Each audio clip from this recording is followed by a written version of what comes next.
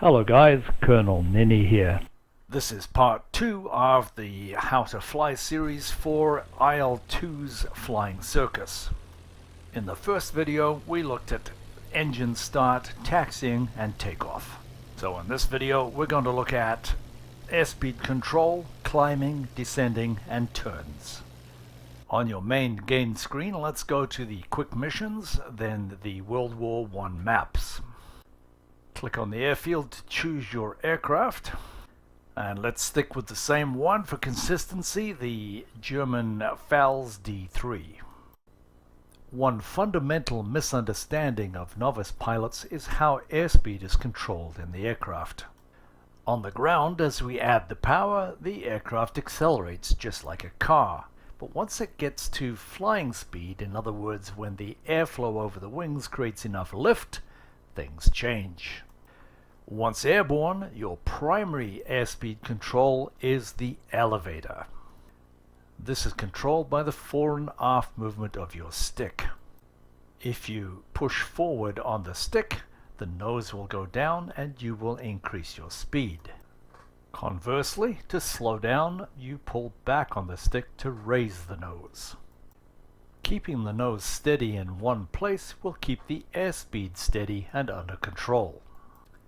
And this is true when the power is kept constant. I'll explain the relationship between power and altitude a little later. So here we're flying the aircraft level, which gives us a constant speed. As we start to raise the nose in increments, we'll start to bleed that speed off to the point where it will no longer fly. In simple layman's terms, there's not enough airflow over the wings to create lift and maintain lift, so the aircraft stops flying. This is called a stall. And what's interesting here is we have not changed the power. We still have full power and the aircraft still starts flying.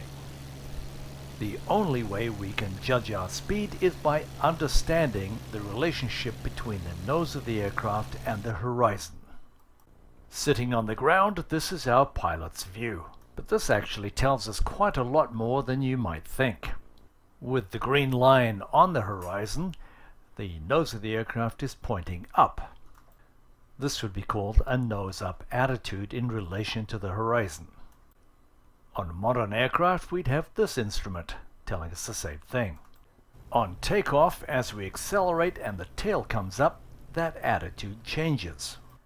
A critical time for any aircraft is just after takeoff because you're going at the slowest speed. However, you cannot lower the nose to increase the speed because you're too close to the ground. As we climb out, we try to hold the nose at the same angle just above the horizon. This will keep our speed constant in the climb. By adjusting our nose up just a little bit more like this, we'll reduce speed further. So practice these minor changes to hold it in the same place each time. And eventually, as in the previous example, we'll get to the point where we cannot raise the nose anymore without it stalling. So the plan is, don't raise the nose above this point or you're likely to stall. And for a novice pilot, a stall would likely lead to a spin from which you will not be able to recover.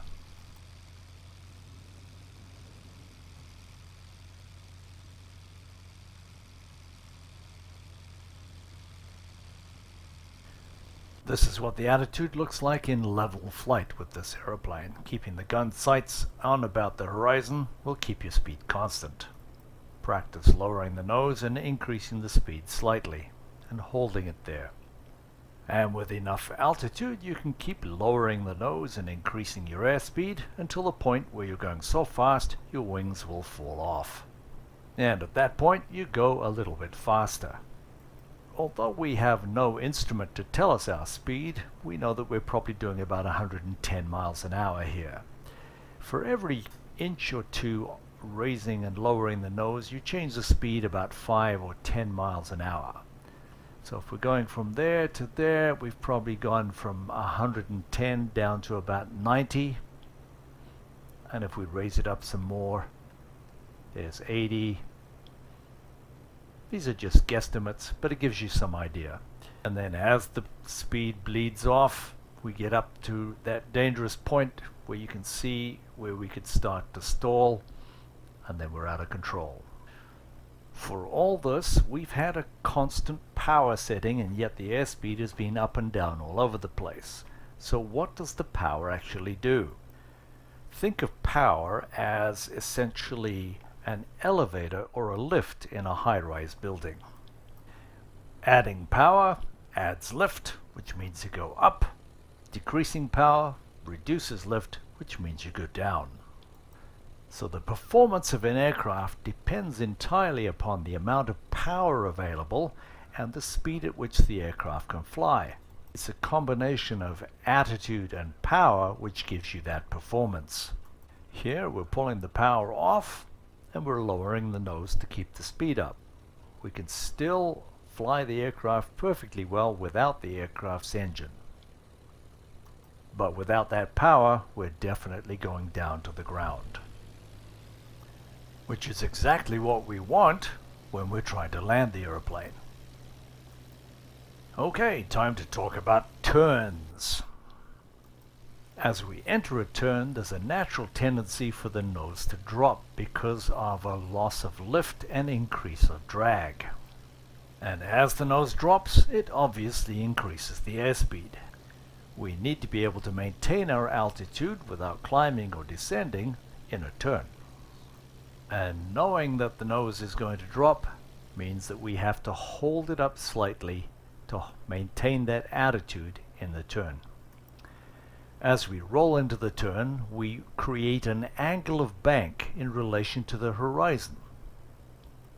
And once we've established that angle of bank, we should be able to see the horizon passing through the same point on the nose of the aircraft.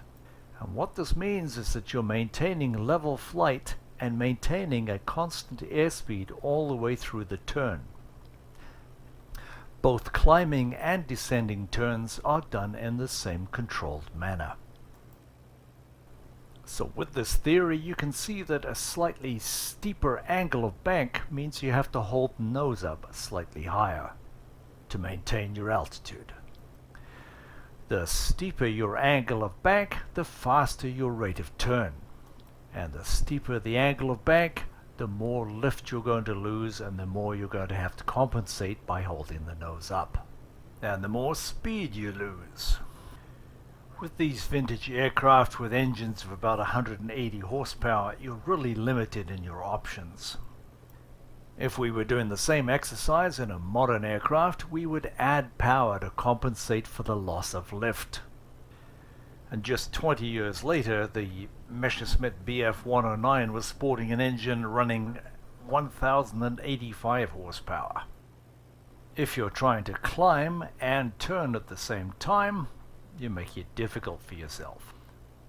Anytime you're in a turn, you're losing lift and you're not going to go up if you lose lift. If you must turn at the same time, then keep your angles of bank shallow. And find that sweet spot where the horizon passes through the nose. The tendency when you're doing descending turns is to build up too much speed too quickly, which can also be disastrous. Again, find that sweet spot to give you the speed that you want as the horizon passes through the top of the airframe. Practice descending with power and descending without power. Well, there's a lot to think about here and a lot for you to practice. But make no mistake, your ability to control your airspeed, climbing, descending, and turning is paramount to your survival. It also will stand you in good stead when you want to move up to World War II aircraft on the other IL-2 series. The third video in the How to Fly series for Flying Circus is going to be about aerodrome protocols, the approach and the landing.